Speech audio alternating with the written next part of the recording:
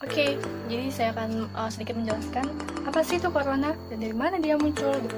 Nah, di bulan Desember tahun 2019 kita digemparkan munculnya suatu virus baru COVID-19 yang ditemukan awal mula di kota Wuhan, itu di Cina.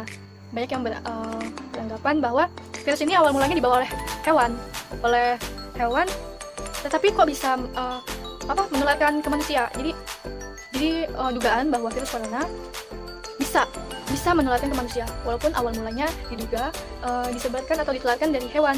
Nah, adapun penyebabnya, infeksi virus corona atau COVID-19 disebabkan oleh coronavirus, yaitu kelompok virus yang menginfeksi sistem pernafasan. Pada sebagian besar kasus, coronavirus hanya menyebabkan infeksi pernafasan ringan sampai sedang seperti flu. Akan tetapi virus ini juga bisa menyebabkan infeksi pernafasan berat. Nah, jadi kita tidak bisa menyepelekan atau bertindak sesuka-sukanya, karena virus ini sangat pesat pertumbuhannya. Baik, selanjutnya, gejala apa saja yang terjadi pada tubuh jika seseorang terinfeksi COVID-19? Untuk hari yang pertama, seseorang yang terpapar COVID-19 akan mengalami demam tinggi, yaitu sekitar 38 derajat Celcius. Dan batuk kering, rata-rata 67,7% penderita COVID menunjukkan gejala ini. Mereka juga mengalami kelelahan. Ini terjadi karena tubuh mati-matian melawan virus corona. Kemudian di hari kelimanya, mereka yang terpapar COVID-19 akan mengalami kesulitan bernafas.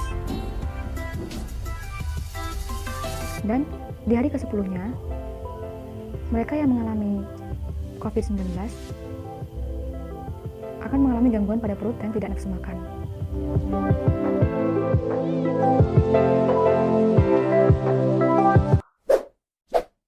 Merebaknya kasus pandemi COVID-19 membuat publik merespon dengan beragam. Di Indonesia, usai Presiden Joko Widodo mengumumkan kasus pertama virus corona yang menjangkit 2 warga Depok, stok masker dan hand sanitizer menjadi langka di pasaran. Tidak hanya itu, kelangkaan kedua barang tersebut membuat harga di pasaran semakin melambung tinggi. Hal itu membuat masyarakat kewalahan untuk membeli. Meski demikian, masyarakat tidak perlu lagi resah, pasalnya hand sanitizer dapat dibuat sendiri di rumah. Oke, langsung saja kita buat ya. Pertama-tama kita akan memotong daun sirih ini. Bisa menggunakan gunting atau menggunakan pisau ya. Kalau kali ini saya akan memotongnya memakai gunting. Kecil-kecil ya teman-teman. Di sini daun sirihnya sudah selesai dipotong. Sekarang kita akan memasukkan alkades atau air. Ini saya menggunakan air panas ya. Di sini kita akan merendamnya menggunakan air panas sampai benar-benar larut.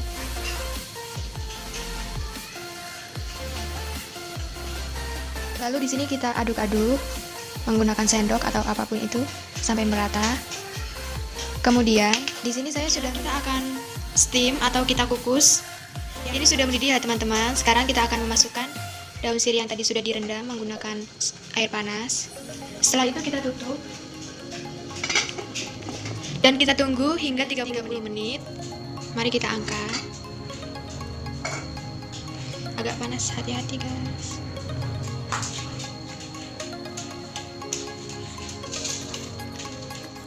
Setelah itu kita saring supaya jernih ya guys.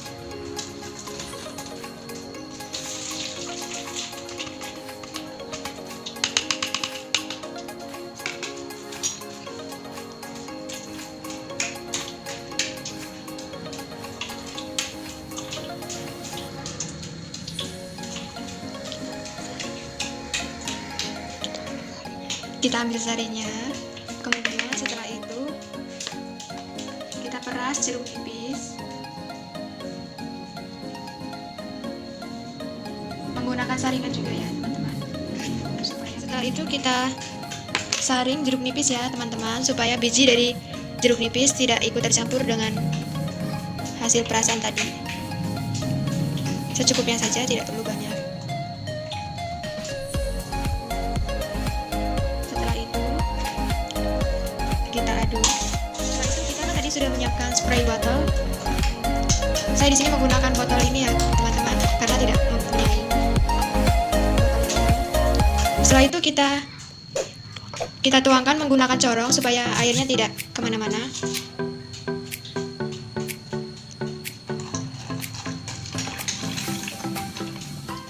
Jadi, mudahkan teman-teman. Jadi, kita tidak perlu mengeluarkan uang banyak untuk membeli hand sanitizer.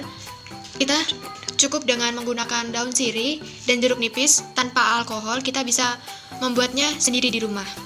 Yang selanjutnya yaitu hindari memegang area wajah, terutama mata, hidung, dan mulut.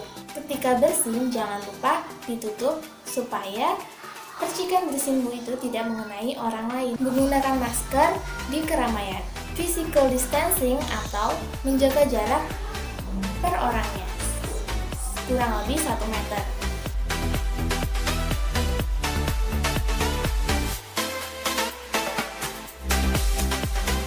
Cara membuat disinfektan yang bisa dibuat di rumah dengan bahan seperti superpel, wipol, dan lain-lainnya. Yang pertama itu ada wadah atau baskom, yang kedua wipol atau superpel, yang ketiga air 1 liter atau 500 ml. Pertama, masukkan air ke dalam baskom atau wadah. Diteteskan beberapa 5-10 tetes.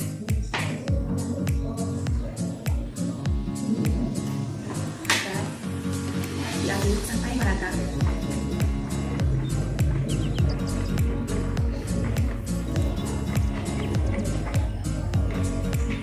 Lalu masukkan ke tempat botol spray.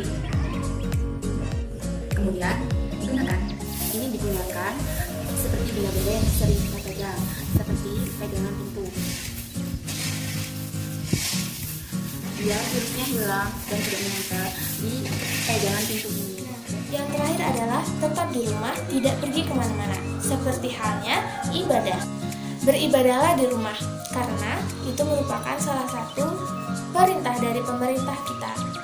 Kita harus menaati pemerintah kita, seperti dijelaskan dalam Quran Surah An-Nisa ayat 59 yang berbunyi, Ya ayyuhalladzina amanu ati'ullaha wa ati'ur rasulah wa ulil amri minkum, yang artinya, hai orang-orang yang beriman, taatilah Allah dan taatilah Rasulnya dan ulil amri di antara kamu. Nah, dari surat ini kita harus menaati pemerintah kita, sama halnya kita menaati pemerintah dalam hal beribadah di rumah ini. Pada saat-saat seperti ini, beribadah bukan diukur dari di mana kita beribadah, mau itu di masjid atau di mana. Namun, beribadah diukur dari kesungguhan orang tersebut dari dalam hatinya untuk menjalankan ibadah tersebut. Banyak hikmah yang dapat kita petik dari adanya lockdown ini. Salah satunya yaitu semakin mendekatkan diri kita kepada Allah dan kepada keluarga kita. Saat-saat seperti ini, perbanyaklah ibadah dan membaca Quran. Perbaikilah dirimu sebagai manusia, jangan kebanyakan